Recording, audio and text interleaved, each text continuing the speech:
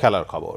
Champions league football. UEFA champions লিগে Bayern মিউনিখের বিপক্ষে Real মাদ্রিদের ডু অর ডাই ম্যাচের আগে কিলিয়ান এমবাপ্পেকে নিয়ে শঙ্কার মেঘ অনেকটাই কেটে গেছে। রিয়াল সমর্থকদের জন্য স্বস্তির খবর, ফরাসি তারকা চোট কাটিয়ে খেলার জন্য আপাতত ফিট আছেন।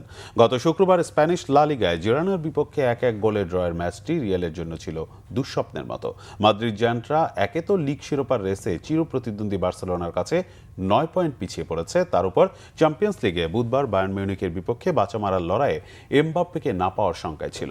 সান্তিয়াগো বার্নাব্যুতে ম্যাচের 88 মিনিটে বক্সে ঢোকার সময় জিরোনার ডিফেন্ডার ভিতর রেইসের কনুয়ের আঘাতে চোট পান এমবাপ্পে। মাঠ ছাড়ার সময় তার ডান ভ্রু বেয়ে রক্ত ঝরতে দেখা যায়।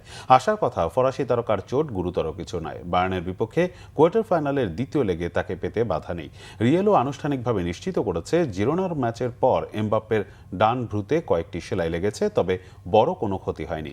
চ্যাম্পিয়ন্স লিগের সেমিফাইনালের সমীকরণ এখন রেকর্ড 15 বারের শিরোপা জয়ীদের জন্য বেশ কঠিন। প্রথম লেগে ঘরের মাঠে 2-1 গোলে হেরে পিছিয়ে আছে রিয়াল। মিউনিখের আলিয়ান্স অ্যারেনায় ঘুরে দাঁড়াতে এমবাপ্পের মতো একজন গেম চেঞ্জারকে কোচ আলভারো আলবেরোয়ার লাগবেই।